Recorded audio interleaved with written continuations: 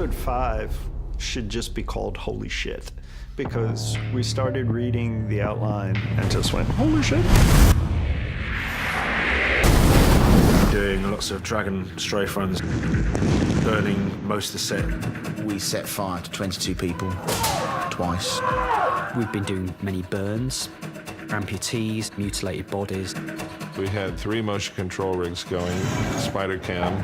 Our King's Landing set is around about 650 extras. We had 3 units going, and now at the end, 4. We've been just slammed since day 1.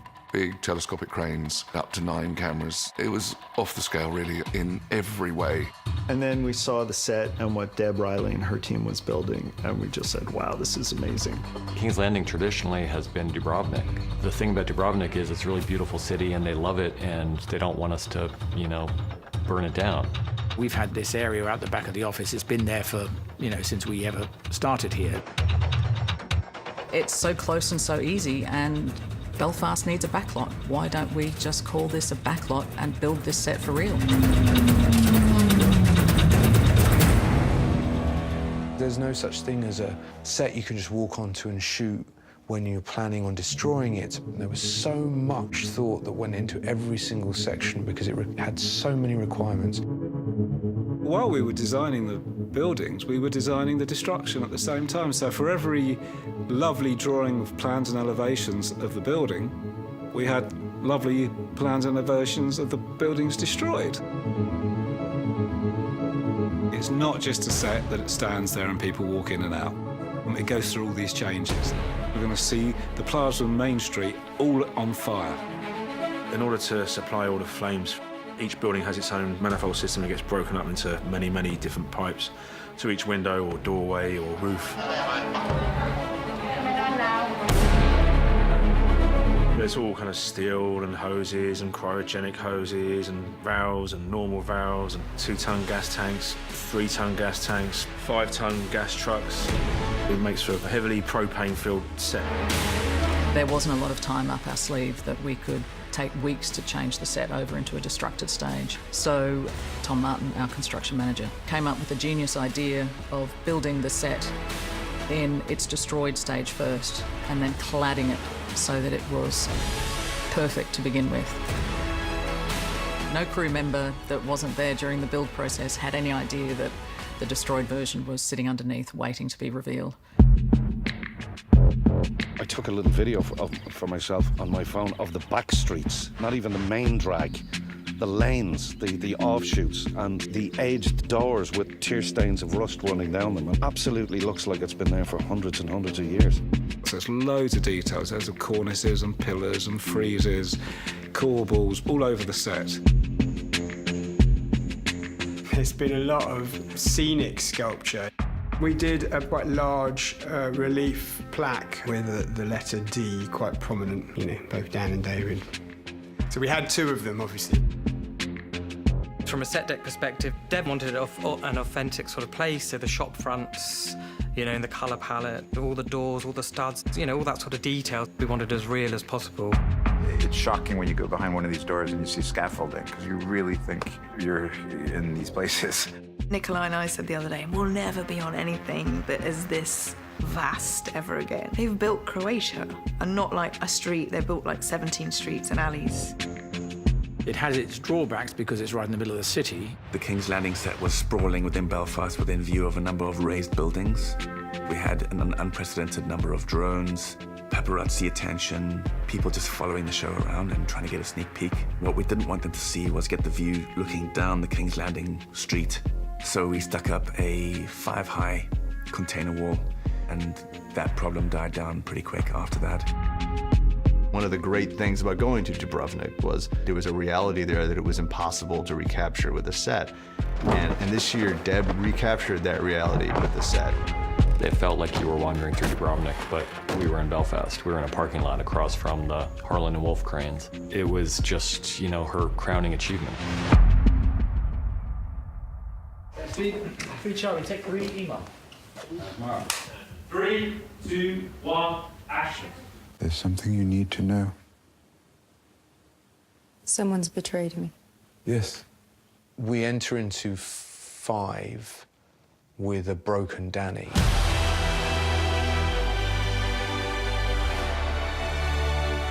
Jon Snow. Varys. He knows the truth about Jon. He does. Because you told him. If Jon hadn't told her the truth, if Cersei hadn't betrayed her, if Cersei hadn't executed Missandei, if all these things had happened in any different way, then I don't think we'd be seeing this side of Daenerys Targaryen. I, Daenerys of House Targaryen, sentence you to die. What? That Tyrion betrayed Varys? Tyrion is responsible for Varys' execution? They're best of friends. Not really. There's other things at play here. It was me. He has to betray somebody, right? It's a choice between betraying your best friend or your queen, and he chooses to remain loyal to his queen. Yeah.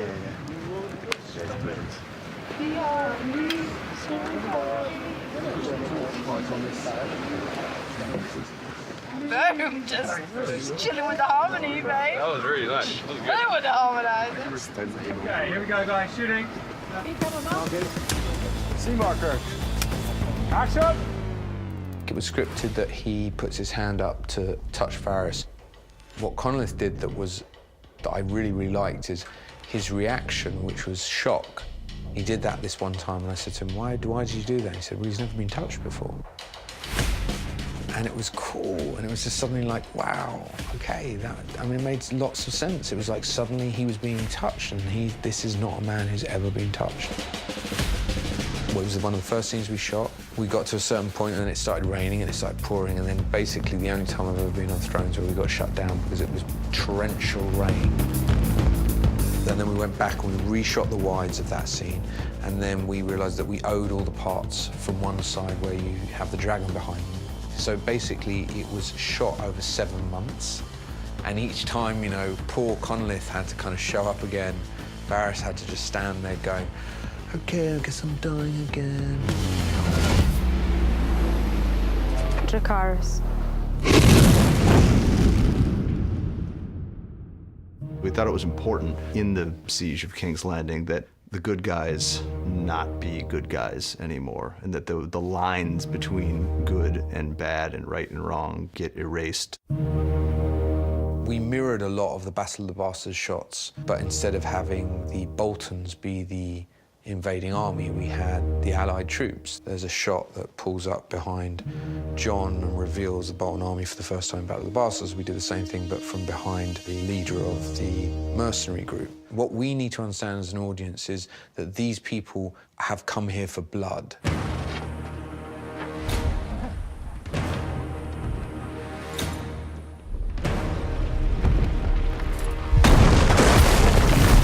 The hardest series of shots is the moment that the King's Landing gate is obliterated by dragon fire. It's covered by 8 cameras, one explosion over all of these camera views. Each camera view is carrying the explosion further. The complexity of breaking not only the gate, but destroying the wall, wiping out the people, getting the fire element, big enough to travel as we needed it to. Then there was this whole series of live action components. Harry Strickland's horse that gets annihilated. 3, 2, 1, action! A Real Gold Company and Digital Gold Company. Jump straight in, mate. Get your arm right up into my shoulder. That's it. Shoulder close down, mate. We trained them the same as we trained the Unsullied, but just changed a few of their drill movements to define them from being Unsullied. Rolling! Stand still! 44 bigger kick 5A cover mark. Then there was a half-scale gate build by Sam Conway. The half-scale gate explosion. We've been building out of basically biscuit foam and balsa. We're going to be blasting it out of the way with many air mortars. 3, 2,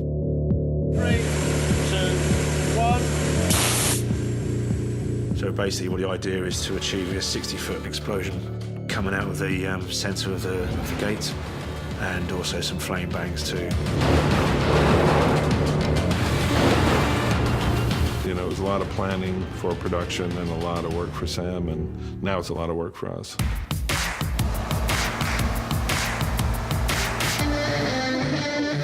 Don't fall on him. Don't drop the fire extinguisher on his head.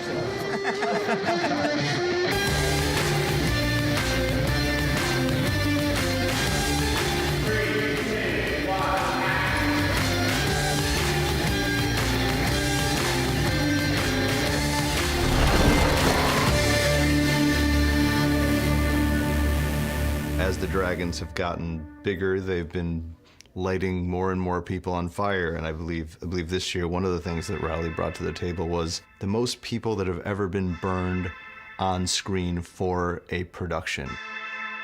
Yeah, good with that? Yeah, that's fine. That's the director just locking my head off. He doesn't know what he's doing. I wish he wouldn't touch it. The 22 burn is actually 44 burns. It's 2 halves, and 5 of the 22 were full burns but with no masks. When the time comes and the call's given, there's a process of getting them ready. They're all wearing 2mm wetsuits, covered with 3 layers of Nomex race underwear, soaked in Zell gel. On top of that is a race suit, covered with a boiler suit, and then a costume. And then they have silicone masks on and gloves on.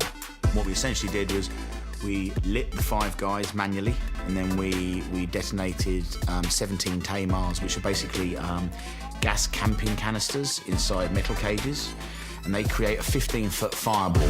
3, 2, 1, action. 17 poppers go off amongst all the full fire jobs, yeah?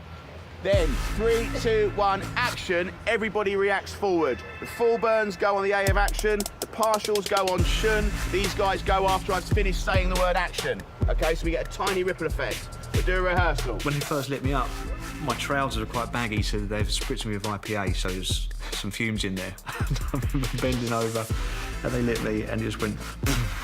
I thought, God, that's hot. I'm hot already, and we've not even started to count down yet. We're rolling, guys. Rolling, rolling. Have a good one, boys. 3, 2, 1, action!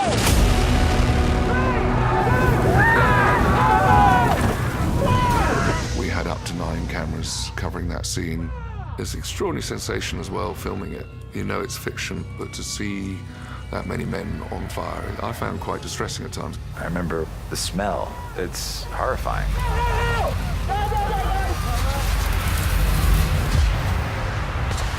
And then we put them all out. So for 22 people, we had 22 other people with fire extinguishers, plus another 6 people with fire extinguishers, backing all of that up. So it's a big deal. 3, 2, 1, fire!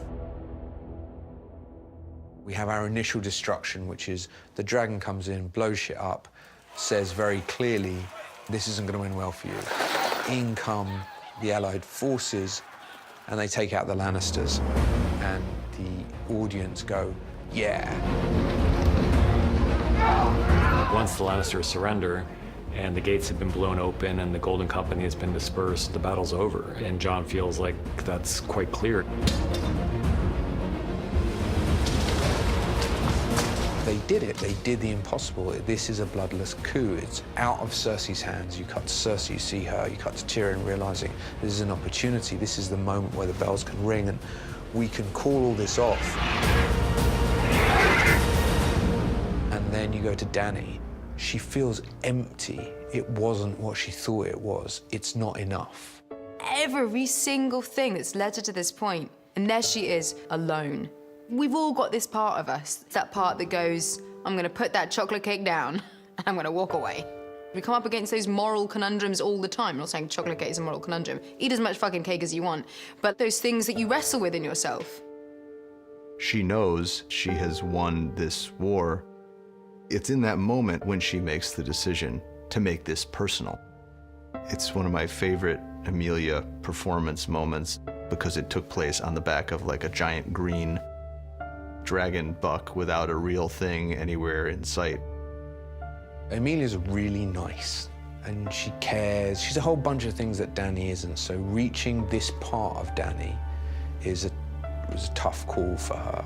Ultimately, she is who she is, and that's a Targaryen. And, you know, she has said repeatedly throughout the show, I will take what is mine with fire and blood. And in this episode, she does it. For the audience, oh, you wanted a battle? Well, here you go.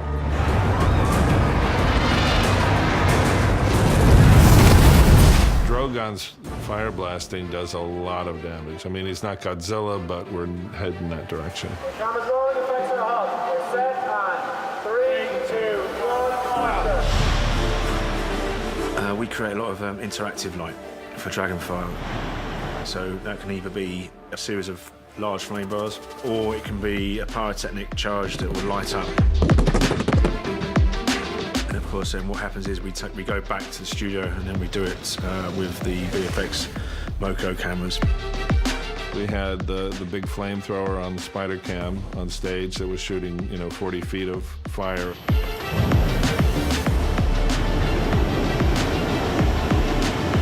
And then we do also the impacting on the ground. We do that as a half-scale model shoot, pyrotechnic charge that goes along.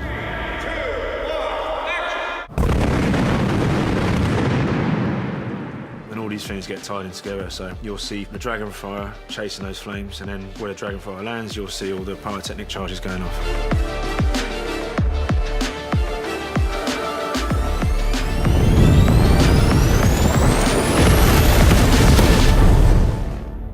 The place, when she takes off and starts burning the city, and when the Unsullied on the ground and the Northmen on the ground take that as their cue that anything goes. That should be enough, guys, but it's not. Just up ahead, everyone looking up, you can see the dragon coming down, and it fires on the city. And go Grey Worm. There's a moment when we see Grey Worm taking out his enemies when there's no need to do that. The way we described it in the screenplay was that he's become almost an angel of death. He's just gone back to being like this kind of traumatized robot. There are a lot of people lurking in the background. See if you can find Aaron Rodgers. I was helping a woman who was injured, sat her down, and then the hell with her. I'm getting out of there. So struggle, and then less struggle, that was really long.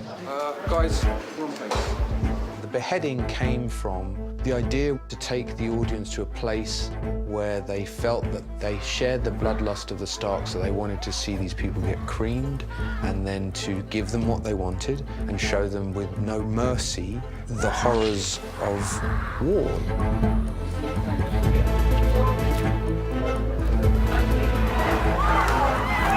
That face-off in that moment, you're with John more than anybody else. Interestingly, when we were editing it, there was a mistake made at the moment that it goes to slow motion. And the sound cut, and I was like, oh. And suddenly I was riveted. And that nothing letting me off the hook from seeing what he's seeing and experiencing what he's experiencing. And there's a great shot that Miguel got.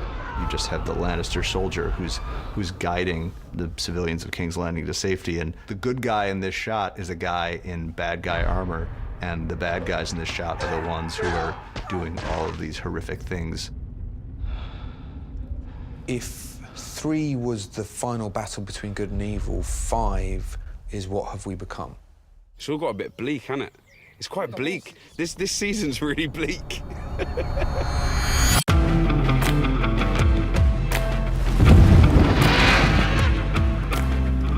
I win, I'll bring your head to Cersei so you can kiss her. One last time.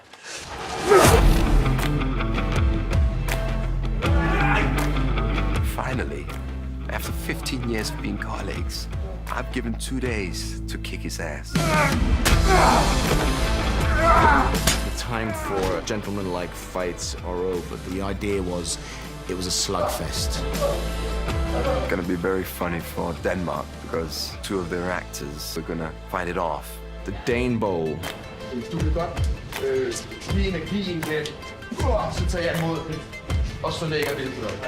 a little bit disconcerting when they start talking Danish to each other because I'm not sure whether they're changing a move or conspiring to do something that we don't want them to do.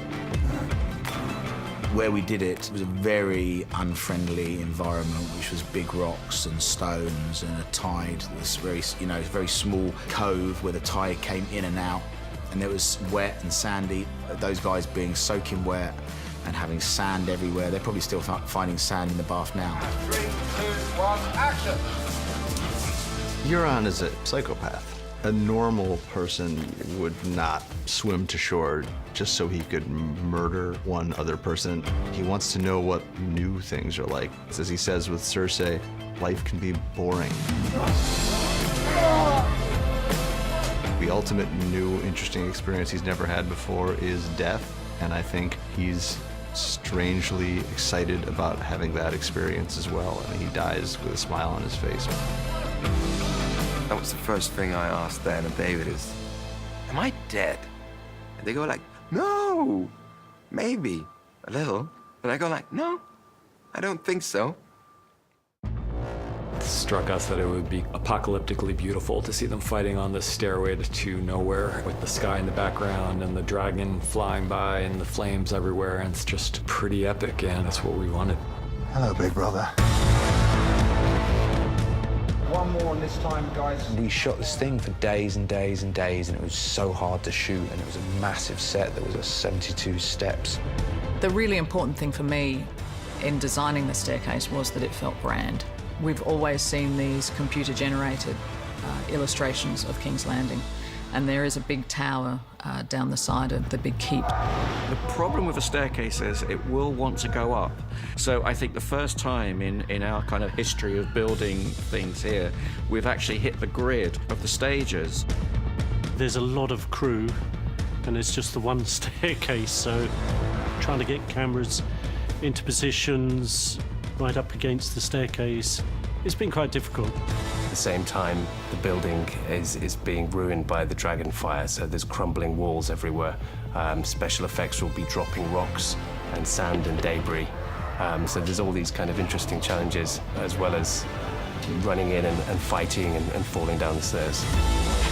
So when you attack, it's better that you're slower but on target, and he gets out of the way, rather than trying to be really fast and deliberately missing, because we'll see a deliberate miss. Does that make sense? Yeah. So just slow and deliberate. All right. Am I ready? Rehearsing. And set. 3, 2, 1, action. Oh! The way we tackled it was we put one very big crane on the inside of the circle, on the inside of the staircase, which could reach any point on that staircase. And then where the staircase has been destroyed at the back, we put another crane on a large rostrum so we could shoot both ways. When we're on the staircase, we shoot a whole combination of handheld, and then we deploy our Artemis Maxima, which is this handheld stabilized rig. We learn the choreography, we get the trust of the actors and vice versa. And if you learn it well enough, you can step inside that zone with the swords going over the camera or under the camera. Before you know it gets pretty exciting. You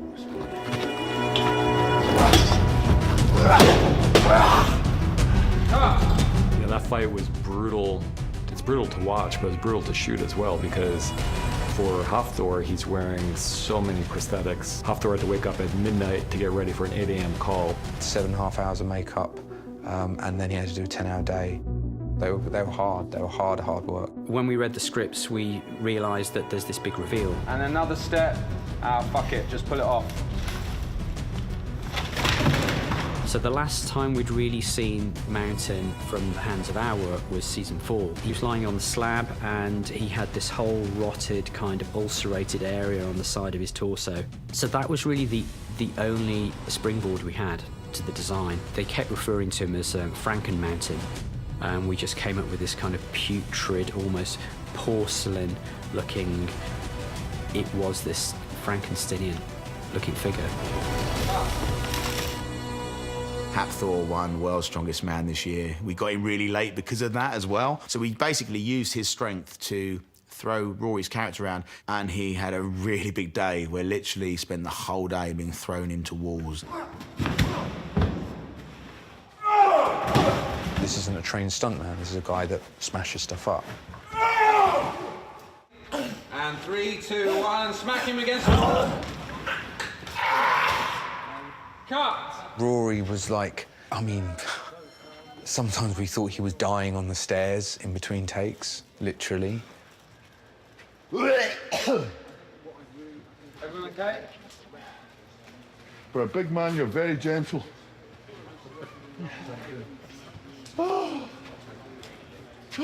I, after a couple of days, decided to have I brought Hafthor in and I gave him a box with a sandbag on top of it, and I put the camera underneath him. There was no reason to shoot it. And I was just like, I just want you to just When I say action, just fucking smash that as hard as you possibly can. Pretend it's Rory's head. And looking right at the camera. And he was just like going like that. We were shooting in slow motion. 3, 2, 1, and action. And one more time. And 3, 2, 1, and action. Great. And now this time, just... And I just got all his anger out so that it was all done, and then we went off and did the scene. We're going to do a 30-foot fall where Julia takes off Mike, the stunt double for the mountain, into a box ring. For two really big guys and one of them going off backwards in full prosthetics, it's getting the wall right that's the difficult bit, is because it's meant to be like 4 foot thick. It will be a couple of feet thick, but it's trying to get that to look right. There are many times when we're planning a season and, you kind of have to avoid giving the audience exactly what they want because then things start to become predictable. This is a case where we wanted the same thing. We've always wanted to see these two face off, and they finally did. Ready, ladies and gentlemen, here we go. Yep. There we go. You needed a perspective to carry you through this horror. We thought Aria was the best person to use for that purpose.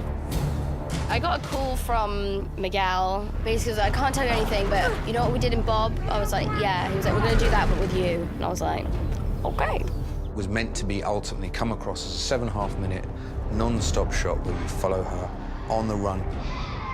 We've practiced this many, many times. We've spent a whole day, 2 days practicing this shot already with Aria and with all the stunt team and all the extras we require. Little boy, back, down the stairs, round. Gonna really throw away the girl coming out the window. That's me. 69 Apple, take 6, 48 frames. 3,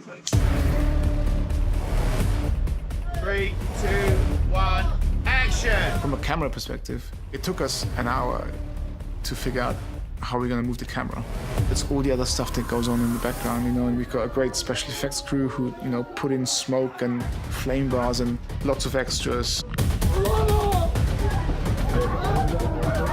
Every single extra you look at will have each of their stories, so, I think that's what makes those runners so intense. So I think definitely when you came in here, that thing, the first time I looked around, said, fuck, I'm fucked. Fuck unless I get out of it. How to get out of it? Carry this way. We got all sorts of air mortars going off.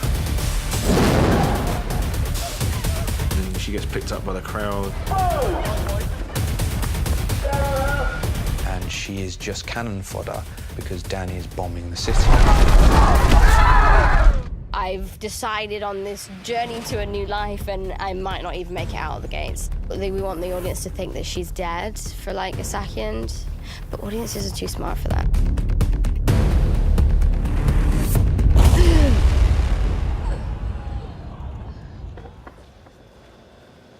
There's an element of luck in these things as well. We need everybody to get a little bit lucky at the same time. We're setting people on fire during it and putting them out during it. If I miscue it or not cue it quick enough, it doesn't work. There's any number of things that can just make the take not as good as you would hope it to be. And they typically take 10 takes to get. Delta mark, 48 frames. Bravo, 69, Delta, take 1 on the end.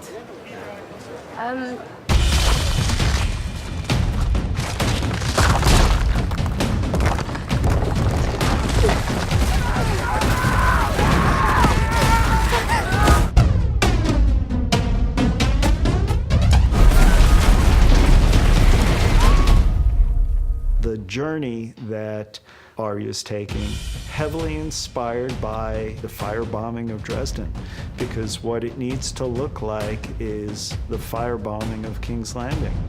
It was interesting to us that we could take a modern reference and map it onto a pre-modern situation because we have air fire power in the form of the dragons.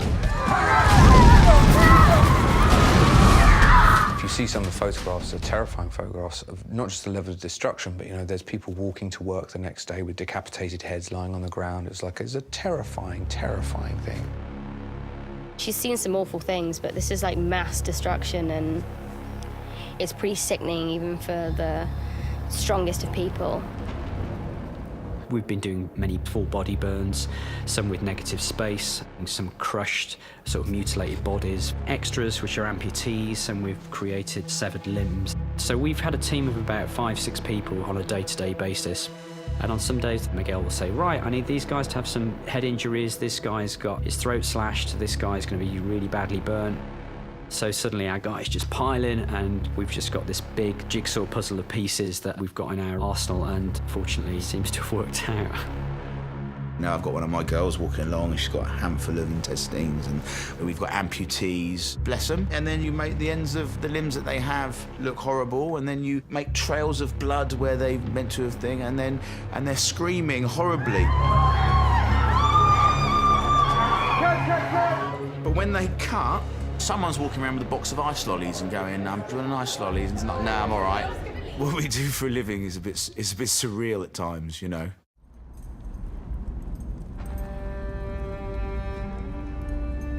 It was originally shot to be this really long oneer, and it was actually a decision that Miguel and his editor Tim Porter made as they were cutting it, that intercutting the Clegane Bowl and Arya's escape was actually much more emotional and effective than having this 12-minute long oneer and then the fight as 2 separate pieces.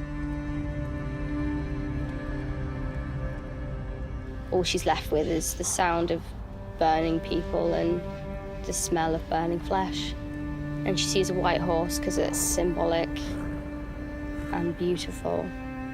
And then she hops on and gallops off and makes it out of the city.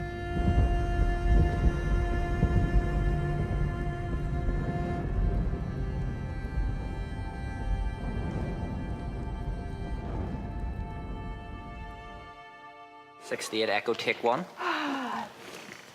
A, B, and C come on boards. D marker. It's a kind of genuine discovery as she goes along. Each step she takes, something crumbles, something falls, the destruction's unavoidable. She loses people and finds herself totally alone. The thing that he has with his sister, which is absolute unconditional love.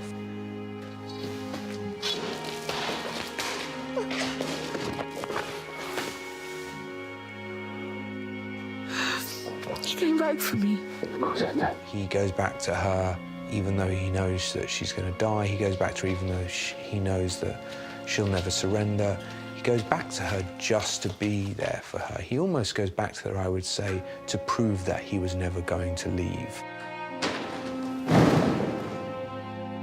The skull room, unfortunately, had to be recreated because in order to destroy the space, we had to build it. And then a lot of bricks were brought in for it. And we had some big architectural pieces made as well. The great thing was I had all of the information about the space. We'd already measured it and drawn it. I had all of the photographs of it. One of the lessons that I learned very quickly was a pile of rubble isn't very interesting unless you have identifiable architectural pieces that can sit in it and an audience can identify with having fallen from that building. The escape route is blocked and there is no way out. And now we're talking seconds, and she's panicking. Please don't let me die. Please don't let me die. I don't want to die. Take me, please. Look in the eye, don't go away. Please don't let me die, not like this. Look at me. There's a helplessness from both of them and a sense of loss that is the strangest feeling to experience with them because, you know, Cersei is one of the most horrendous characters committed to film. And yet somehow at the end she's just a girl and she's just scared and he's there to comfort her. Just look at me. I don't want to die. Nothing else matters. Just us. Only us.